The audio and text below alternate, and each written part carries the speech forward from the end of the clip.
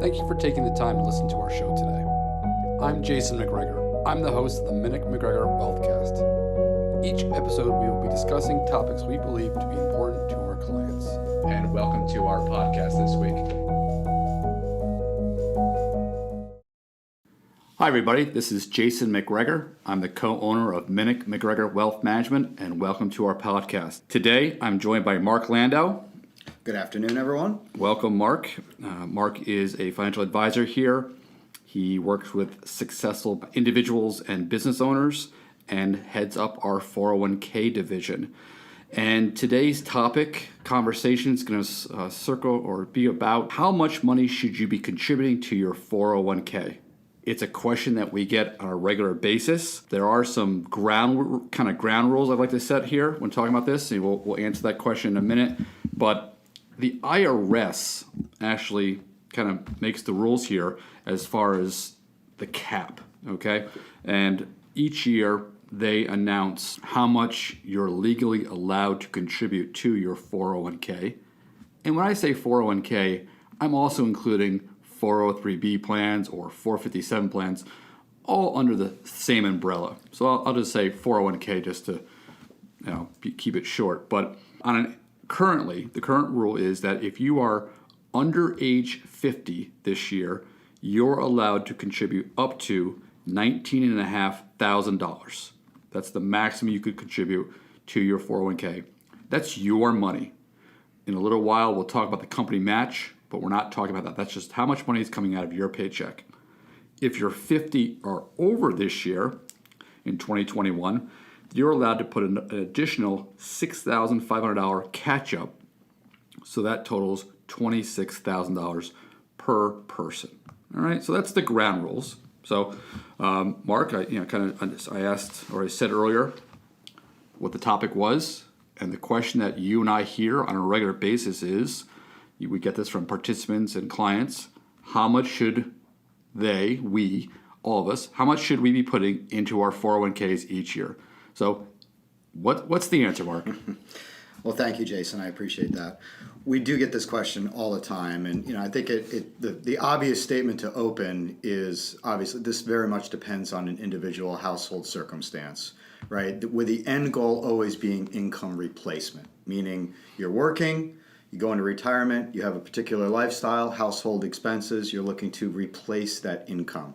So when you think about that, you kind of have to work yourself backwards a little bit. What does your family, are one of you covered by a traditional pension? Are there inheritances? Social Security income, one Social Security, two Social Securities. There's a lot of different things that factor into this. What does retirement look like for you at the end of the day?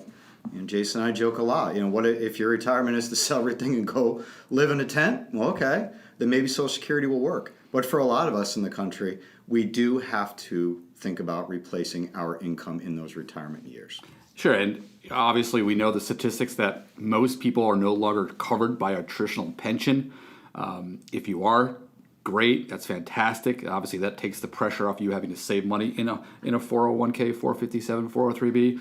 But for the majority of us, and that number continues to grow, there is no pension or very small pension, and this 401k bucket is designed to be that money. So there's it's a lot of responsibility.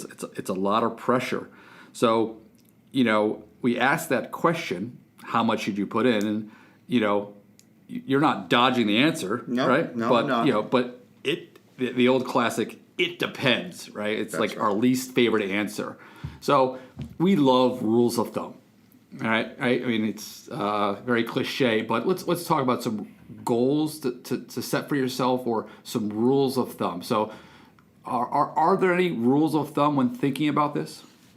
I believe so, yes, Jason. Thank you. I think for us, it starts with a very obvious question to us, but maybe not to others. Is there a company match? Does your 401k, does your company match your contributions to your 401k? And if you don't know that, please seek out the answer through your Human Resources Department. That match is effectively free money. So when people want to know how much should they contribute, at a minimum, take advantage of that match. Typically it's maybe 3% or something like that, but take advantage of that match at a minimum. That would be the first rule of thumb I'll talk about. Okay, so if your company offers a dollar for dollar match on the first 4%, you put in 4, they put in 4, total of 8. That's what you're saying? Exactly. Okay, Exactly. so whether your company does or does not. Let's say your company doesn't. Okay, are there any rules of thumb as far as how much you should be putting in?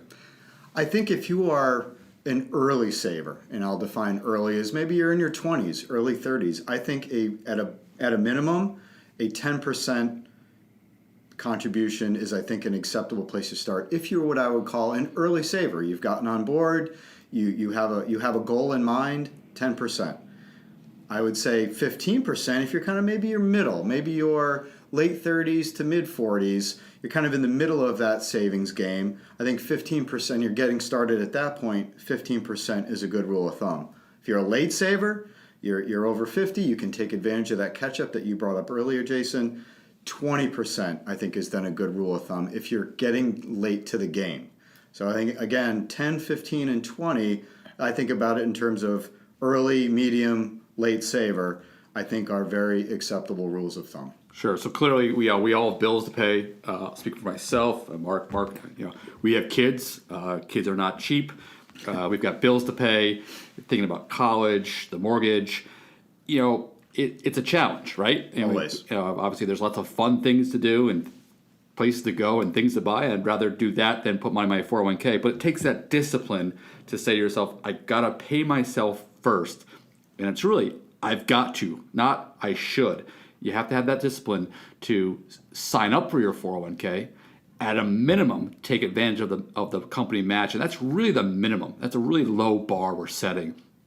It's really about getting to that 10 or 15% level. So, are there any tools out there, Mark, to help me get to that 10 or 15%? Yeah, and before I get into the tools, I just want to piggyback on your comment. The responsibility of retirement has shifted over the past several decades. From, you brought up the number of pensions that are now decreasing every year. That responsibility, which once was on the employer side, is now on the employee side, and that is an awesome responsibility for a lot of Americans. And the statistics are alarming when it comes to this. So a big part of what we do is this education piece on talking about 401k contributions. I think the best tool, well, let me stop there for a second. Human emotion and just systematizing your contributions is, I think, the most important thing. So putting the tools into that systematization is the best thing to do. One of the things that we see a lot is what we call auto escalation. What is that? Auto escalation is a 401k feature that many employers will have, where every single year your contribution rate will automatically increase. It'll start at 1, then go to 2, then 3, and so on, typically to a cap, of course. But that is a great program to slowly increase your contribution every year. It doesn't feel as harsh on your budget if it's happening automatically every year and gives you a chance to just budgetarily adjust to it every single year. That's a great feature, and I strongly recommend those taking advantage of it. All right, so when we talk to business owners about their plan at the plan level, we highly recommend them implementing the auto escalation programs. It is a great way to increase participation rate and contribution rates. But what if you work someplace that they don't offer auto escalation? No, what's another trick, so to speak? Yeah, I would say again, it boils down to that discipline that we keep talking about, and it's an example such as I get about a 3% raise every year. Well, take 1% of that 3% and increase your contribution rate. We all have phones nowadays. We all have calendar reminders. Set yourself a calendar reminder every year, and your phone goes off one morning in January, and it's time to turn up your 401k contribution because your raise kicked in. Just having the discipline to take a little bit of that raise and put it into the 401k, and as you said earlier, pay yourself first, I think is a great target and a great tool to just have it just set automatically every year. Yeah, so this is, obviously, talking about rules of thumb, getting towards that 15 or 20% contribution rate. When someone is sitting in front of us, or we're having a conversation, and someone comes to us and says, how much money should I be saving into our 401k? Almost always the answer is more, right? I mean, it sounds. Sometimes we joke we're a broken record. No one, I've been doing this for 28 years. Mark, you've been doing this for the last 15 years. I know I'll speak for both of us. I've never sat down with somebody and told them that they've saved too much for retirement. Right? Exactly. It's never happened. And even if they, quote, did, they don't feel that way. So there's the IRS cap. That's a lofty goal. It's a lot of money per year, whether that's $19,500 or $26,000. But, with that discipline, participating in the auto escalation or just having this discipline to once a year, once every 6 months to just go in, log in, push the button, and increase that percentage 1 or 2%. Do it systematically. It will get you to that goal. So a little bit of a pep talk, but also know that, to Mark's point, it's about income replacement. For most people, when you factor in taxes and their retirement lifestyle, you need to be able to replace a good portion of your income in retirement to maintain your lifestyle. And when I say good portion, I'm talking 70, 80% net of taxes, because you usually pay a little bit less taxes in retirement than you do when you're working. So in order to get there, you've got to save that money inside your 401k plan. So thanks for taking some time to listen to our podcast. If you have more questions, we can be reached by email at info@mmwealth.com. You can visit our website for some tools and resources at mmwealth.com. And you can find us on LinkedIn, Facebook. We're out there. If you have some questions, we're here to help. So again, thanks for taking some time this morning, today, to listen to our podcast, and hope you're doing well.